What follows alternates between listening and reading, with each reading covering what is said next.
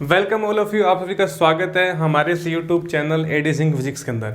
हमने लास्ट के लेक्चर्स के अंदर जो रेट सेकंड लेवल का हमने फिजिक्स को स्टार्ट किया है और हमने लास्ट के लेक्चर्स के अंदर दर्पण के बारे में पढ़ चुके हैं। टाइप्स ऑफ मिरर कितने प्रकार के हैं, दर्पण क्या है, उत्तल दर्पण की डेफिनेशन और अवतल दर्पण की डेफिनेशन अपन पढ़ चुके हैं। तो दर्पण दो प्रकार से हैं, गोलीय और समतल, और गोलीय दर्पण भी आगे दो प्रकार से है, अवतल व उत्तल।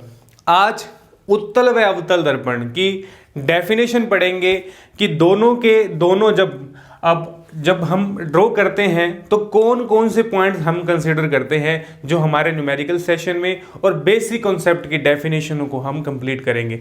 तो एक हम गोला लेंगे, एक हम क्या लेंगे, गोले से हम क्या करेंगे, इसको कंसीडर करेंगे।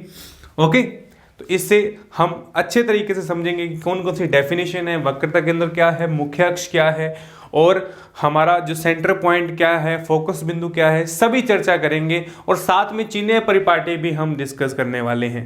ओके, तो सबसे पहले एक कोई पारदर्शी गोला है।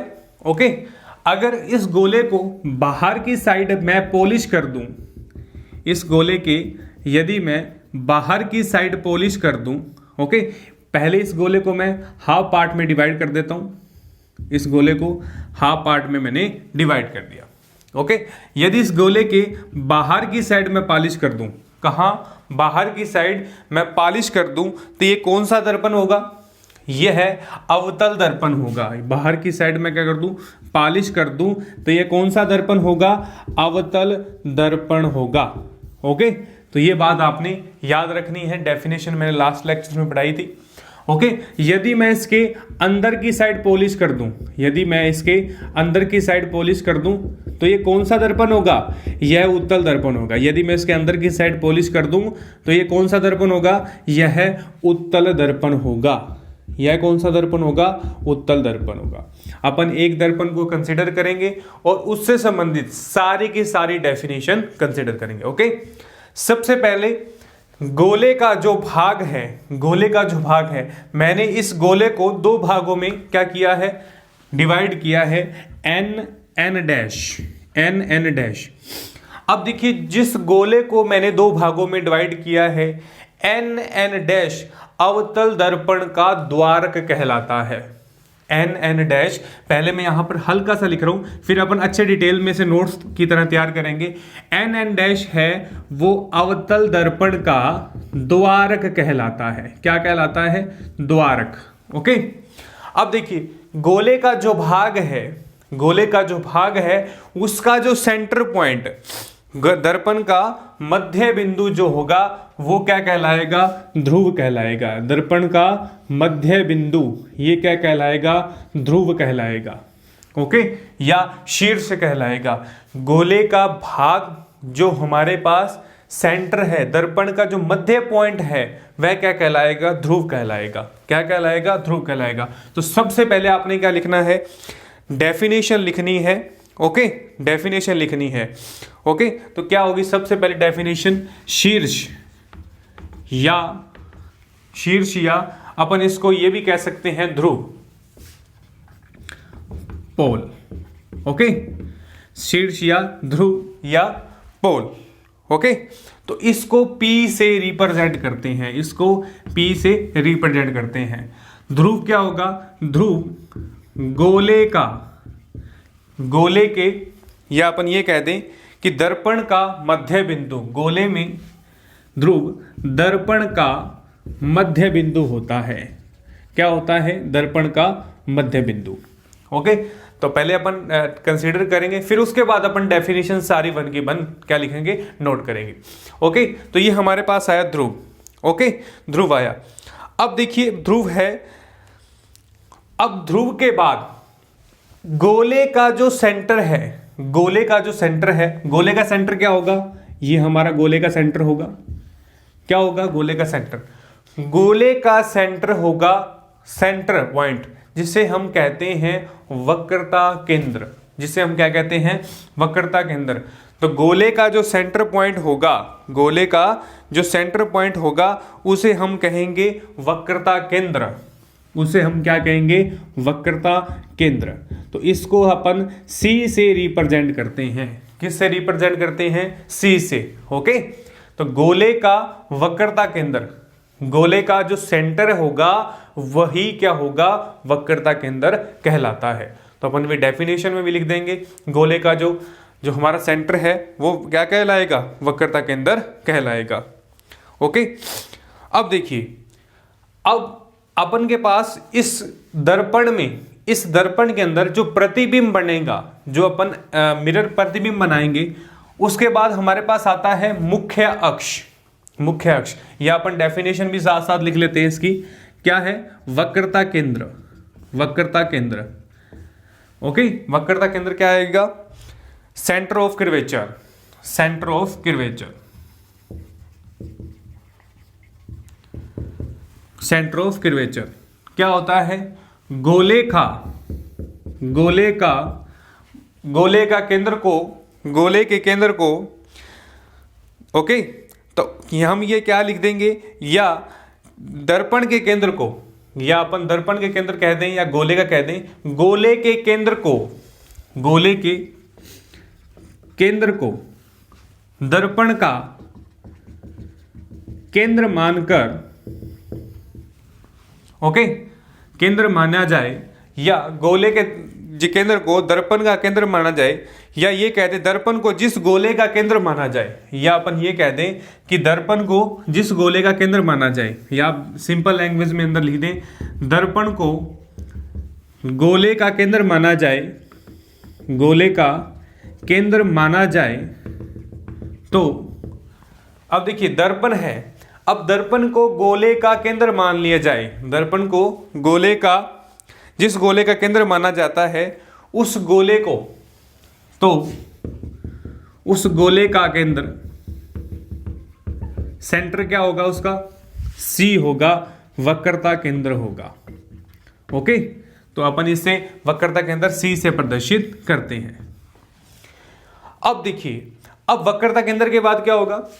ध्रुव और वह काल्पनिक रेखा, इस तरीके से वह काल्पनिक रेखा जो ध्रुव और वक्रता केंद्र के मध्य गुजरती है, वह काल्पनिक रेखा जो वक्रता केंद्र व ध्रुव से मिलकर गुजरती है, उसको मुख्य अक्ष कहा जाता है। क्या कहा जाता है? मुख्य अक्ष कहा जाता है।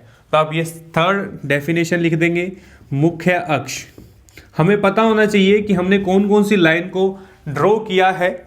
Okay, principal of axis, principal of axis, principal axis. Okay, तो क्या करेंगे? यहां पर डेफिनेशन क्या थी?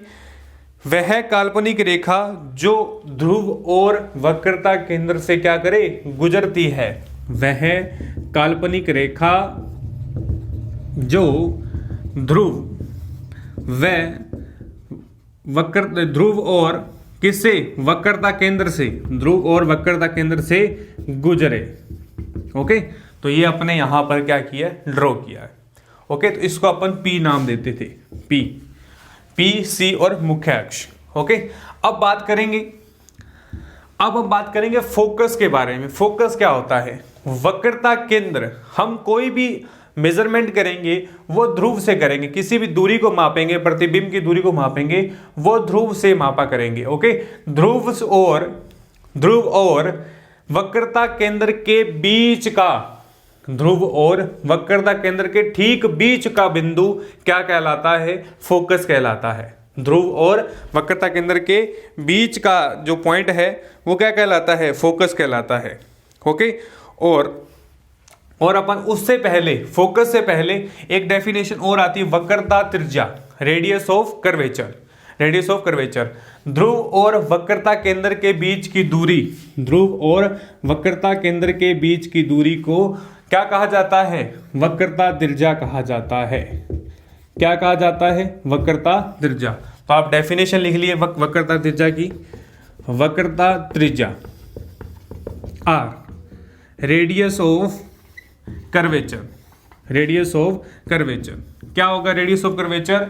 ध्रुव और वक्रता केंद्र के बीच की दूरी को क्या कहा जाता है? वक्रता त्रिज्या कहा जाता है, रेडियस ऑफ कर्वेचर कहा जाता है। तो लिख दीजिए आप, ध्रुव और वक्रता केंद्र के बीच की दूरी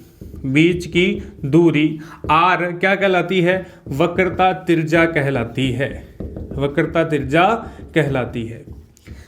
बिल्कुल इजी है, मुश्किल नहीं है, परंतु हमें सभी बातों का पता होना चाहिए ताकि हम बेसिक से जो हम क्वेश्चंस करेंगे तब हमें इसकी डेफिनेशन को कंसीडर करें, तब हमारे माइंड में जो क्वेश्चन होगा वो फास्टली मूव होगा।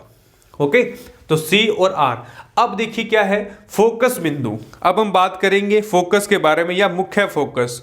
ओके, अब देखिए वक्रता केंद्र व ध्रुव के बीच का पॉइंट, वक्रता केंद्र व ध्रुव के बीच का जो पॉइंट होगा उसे फोकस कहा जाता है। ओके, वक्रता केंद्र व ध्रुव के बीच का जो पॉइंट होगा उसे अपन क्या कहेंगे? फोकस कहेंगे। ओके, तो स्क्रीनशॉट ले लीजिए प्लीज आप, फिर मैं इरेज करूंगा इसको। ओके, अब देखिए फिफ्थ डेफिनेशन आती है अपन की, कौन सी? फोकस। ओके, या मुख्य फोकस। वक्रता केंद्र व ध्रुव के बीच की क्या होगी? बीच का बिंदु, वक्रता केंद्र C व ध्रुव P के बीच की दूरी, बीच का जो पॉइंट होगा, बीच का जो बिंदु होगा क्या कहलाएगा? मुख्य फोकस कहलाएगा। ओके, तो मुख्य अक्ष के जो हमारा क्या आएगा? मुख्य फोकस कहलाएगा। ओके, तो इसकी सेकंड डेफिनेशन क्या है? इसकी सेकंड डेफिनेशन हम नेक्स्ट लेक्चर में भी उसको डिटेल में पढ़ेंगे, परंतु सेकंड डेफिनेशन बताता हूं।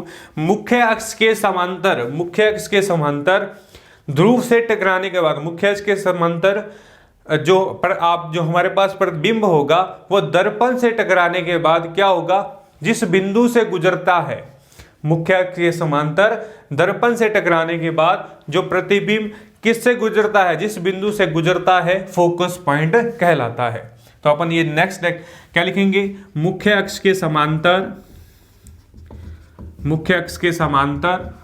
ओके, क्या होगा? दर्पण से टकराने के बाद जिस पॉइंट से क्या होगा? प्रतिबिंब गुजरता है, क्या कहलाता है? फोकस बिंदु कहलाता है। क्या कहलाता है? फोकस बिंदु कहलाता है। तो ये हमारी क्या हुई? Fifth definition. Okay, focus. Okay, अब देखिए, अब हमारे पास आता है, अब हम ये बात करेंगे फोकल पॉइंट की।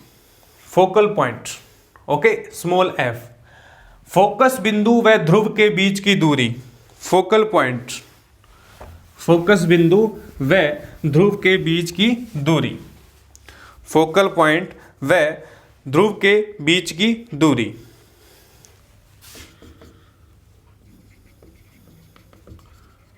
पॉइंट स्मॉल f, यहां पर ये डिस्टेंस होगी, ये स्मॉल f से इंडिकेट की जाती है। ध्रुव और फोकस बिंदु f के बीच की दूरी। ओके, अब हम बात करेंगे द्वारक, जो हमने स्टार्टिंग के अंदर पढ़ा था द्वारक के बारे में। द्वारक क्या होगा? द्वारक की डेफिनेशन क्या होगी?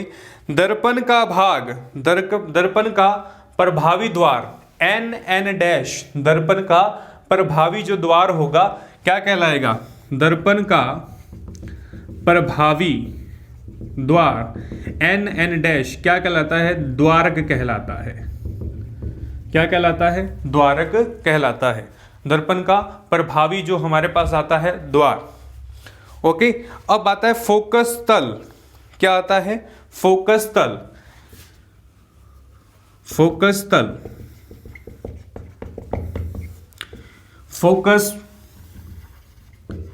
प्लेन।